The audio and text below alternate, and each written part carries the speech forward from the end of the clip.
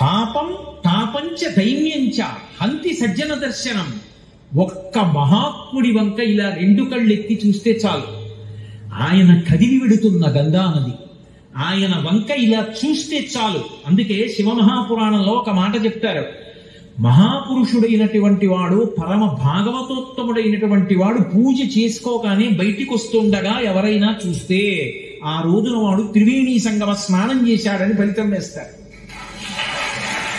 ఒక్క సత్పురుషుడు కాని కనపడితే జీవితంలో ఆయన వంకను ఇలా చూస్తే ఆ రోజున గంగా స్నానం చేసిన ఫలితం వేస్తారు, పాపం పోతుంది. కల్పతరువు దగ్గరికి వెళ్ళి నిలబడిన పుణ్యం ఇస్తారు.